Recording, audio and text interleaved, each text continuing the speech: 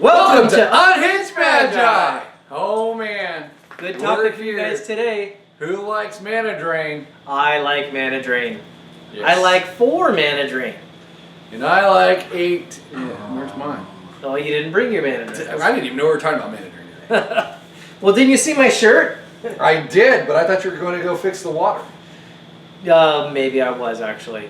That's why I wear this, because I'm indicating to people that I'm going to become a plumber. That's true. That is my future career. Yes. He's been studying up on it all week. Yes, my ancestors all used to do plumbing, and they would walk around the neighborhood to figure out what plumbing to go fix, too. Yes. So,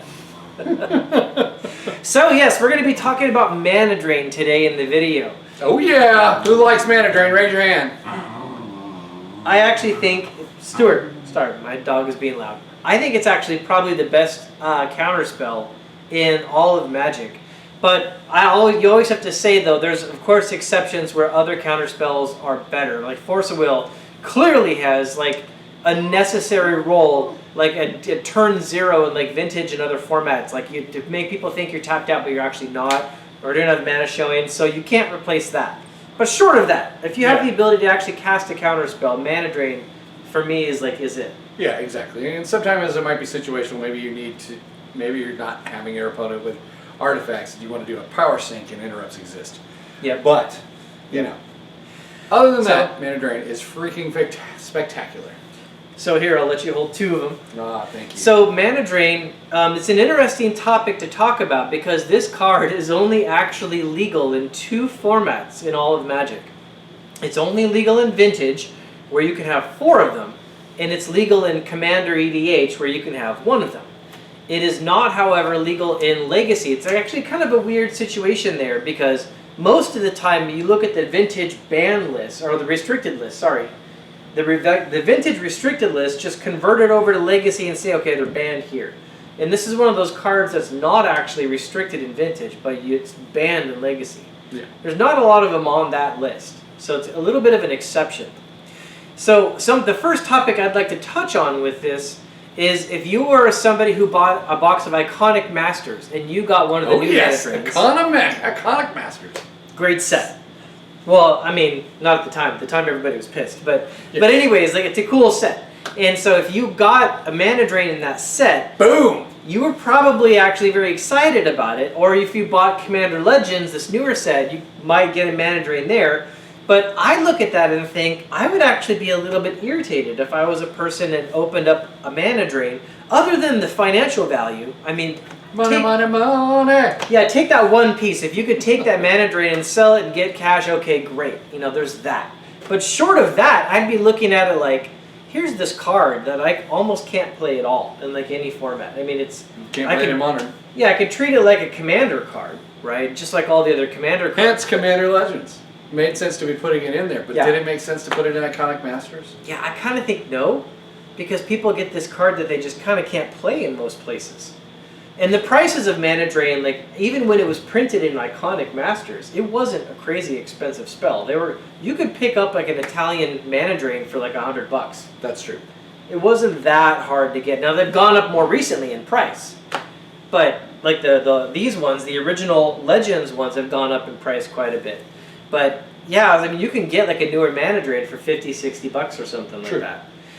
So yeah, I can think of reasons why I would actually be a little bit upset, you know, if that was like the best rare I got in my box was just like a mana drain, because like, oh great, thanks for this card that I can't play. But you can sell. But you can sell. And money always sells boxes. I've always been a proponent of putting mana drain in a box to sell boxes. And I said that's a great thing to do for the CEO of Wizards of the Coast to put mana drain in a box. Because it does sell boxes. If you're a little unsure if your box is going to sell, stick a mana drain in it. Not only is it reflective to people who like to play the games in the days of yours, it reflects to the people that really like just mana drain itself. Mana drain is fantastic. People have played it for a long period of time. And it does sell boxes. And it does maintain its value. It did, in fact, do that. I remember people specifically saying they were excited to buy Iconic Masters because they wanted to get a mana drain. In fact, I remember one guy at work named Cody actually specifically saying he was excited to not just to buy, but to open a box of Iconic Masters because he wanted to actually have the experience of cracking a mana drain. Personally, I think they should have done exactly what they did in Legends by accident, but instead do it on purpose. Make A boxes and B boxes, where A boxes don't have a mana drain at all, and B boxes do, and then they only send me the B boxes. There you go. That's what they should have done. Yeah. Would you, okay, that's actually a good question. Would you play with the new mana drain if you actually owned a set of the old ones? Well, technically, yes, I would, but that was because I'd like to preserve these as much as possible. If you had a set of mana drains that was kind of loose and like played, like mine are a little bit played. Well, like some of them are pretty played. I would definitely play with this one and and this one. Definitely this one, but not so much this one. I'd retire. Mm-hmm. Yeah. Okay. Actually, So, I might even retire. No, these three could be played with. This one I'd probably retire. 'Cause, yeah. so what about also the power level of mana drain? Now that's an interesting topic unto itself, and we don't exactly see eye to eye on this. Which is very surprising because I'm a little bit shorter, but I can usually see him in the eyes. We can see eye to eye. So yeah, I'm definitely in the camp that mana drain deserves the legendary status that it gets, because it's an incredibly powerful spell and it needs to be either banned or restricted in most formats.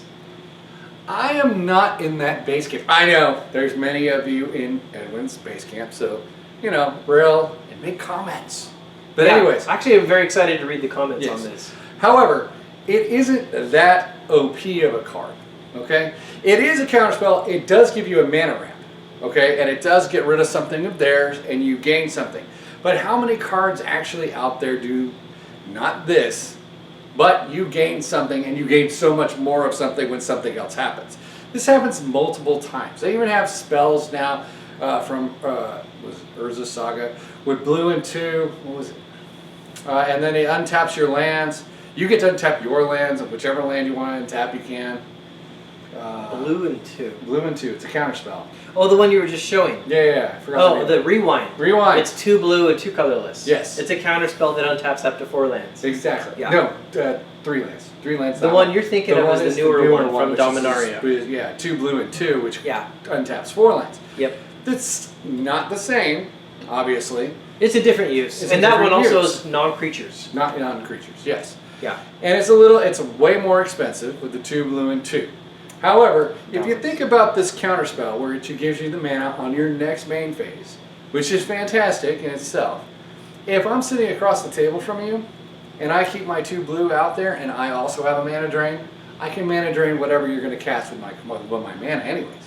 Right? There's a yin to the yang of everything. I can even use a red elemental blast to blast this away. And you know what you did? You just tapped 2 blue mana, because this would go away. People think of this and only think of the upside. I've done something, now I get mana, and now I am all powerful. But that really doesn't really happen in a real game of Magic.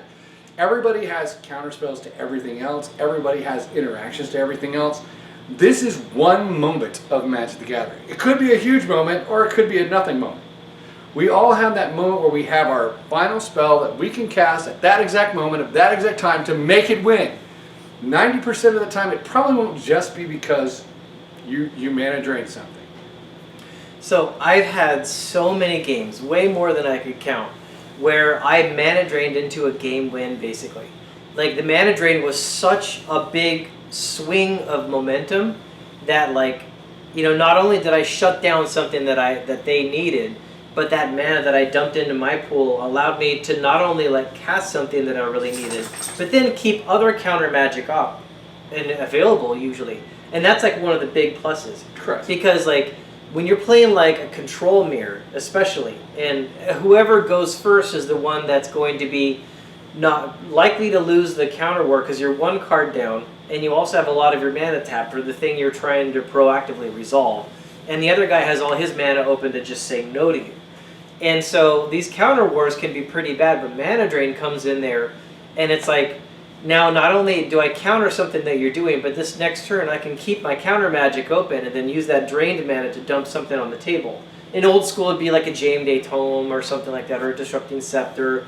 But other times it would be mana drain into a Mind Twist and the game's just done, or mana drain into a Serra Angel. Next thing that you know, You know, they've got a Sarah on the table and they still have counter magic on their hand, and you're taking 4 turns. So I've seen mana drain turn into such powerful plays.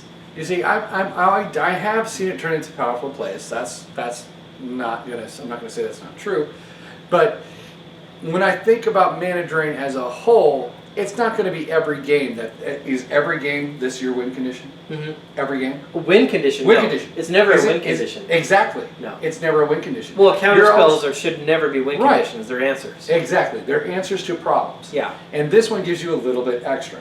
All right. Now, even if you did get your mana drain and you got your Sarah Angel because you have your 2 white, but you still keep your 2 blue for your counter magic up. Yep. Okay. If you would have waited even more rounds and only had a counter spell, I guarantee you'd probably get your Sarah Angel out onto the board anyways. So another thing to mention is, there's 2 things I want to mention. One of them is that when you talk about the power swings that exist in Magic, like a good example would be control Magic. You know, where they lose a creature and you gain a creature. Another one might be reverse damage. You know, like you it's prevent not damage. As huge, but it's really good. Yeah, you prevent damage and then you gain life instead of lose it. Now, those types of like massive swings where something turns from a major negative into a positive, there's a big key difference between those and mana drain. Is those ones are very often extremely restrictive of when you could play it. Like control magic only goes on a creature. Reverse damage only goes for certain types of damage that are being dealt. Like Reflect would be another one where like someone casts a spell and you cast Reflect and they lose that spell because you direct it to like one of their creatures or something. So, but that one is like, they're much narrower use. One of the other benefits of mana drain is that it's a counter spell. So it's like almost any spell in Magic, which makes it incredibly versatile. It does. It is very incredibly versatile. And it's also very low cost at 2 blue, which can like just get it in there turn 2 on a lot of decks. You're reopen and ready to drain mana, right? Yes, but at turn 2, that's still counterspell level. You're going to gain 2 extra mana. Well, depending on what your opponent did, sure. Yeah. Well, remember, if you mana drain a Force of Will, you get 5. Yeah, that's true. Yeah. that has happened. Yeah. That has happened. But I'm just saying that, okay, I'm still on the proponent that this is not OP. We have so much stuff that dumps mana to the board anyways. Yes. All right? Even in Standard, we have stuff that dumps mana to the board. We can pull all our lands, put it out there. Yes, this is a great card. Mm-hmm. To me, there's a difference between a great card and an overpowered card. To me, Mana Drain has never been an overpowered card. Can it give you an advantage? Of course. Are there tons of cards out there that give you an advantage? Yes. Mana Drain is an instant, one time of a thing, and it's not usually the beat-all of your deck. It's just the versatility, I think, in my opinion, that pushes it into the next power level. Because it is a big power swing, but it's so versatile and so easy to get out and so universal in its usage that's what kicks it into that next realm. And I'll also mention that in Old School, which is now not actually exactly the same. Which you can't play the new Mana Drain cycle. Yeah. Old School, that you can't. Yeah, so in Old School format, after decades of experience, when Old Schoolers looked at it and said, like, we want to play these old cards, but we wanted to like do a little bit more to balance this format, Mana Drain is one of the few cards that they decided to actually restrict that didn't actually used to be restricted back in the day. And Brian Weissman himself is even like noted like agreeing with that fully based on the power of Mana Drain. Well, yes, but to me, even Old School Magic, I don't really think that this should be like that restricted. I mean, with 4 in your deck, it will give you a lot of ramp and a lot of power. Totally agree on that. I used to play with 4 of these in the deck as well. But if everybody's playing with 4, you know. You know what the vintage format discussion? Because I've Mana Drained to Mana Drain many times. Yes, oh yes. Do you know what the name of the vintage discussion forum is? Or what it was for years and years? Absolutely. It was called themanadrain.com. But anyways, inside old school, maybe this should be restricted, but then we have a Black Lotus that cracks on the board, you know, that's fine. So I want to hear what you then guys think. We have infinite mana on many occurrences on the board. Yes. So, are we really thinking that this is OP? So what do you guys think? I want to hear your comments. We don't disagree on things very often. This is what makes this an interesting topic. So I want to hear what you guys think in the comments below. And you can even say I'm completely off my nut. I don't care. Sorry. You can say I'm completely off my nut. Half the time I am. I don't think people are going to. I completely talk out my rear probably most of the time. That's what that's. Let's make a video. And I just pull something out and talk about it. So yeah, I want to hear those comments. List them below. Thanks for tuning in, everybody. Thank you, guys. Bye.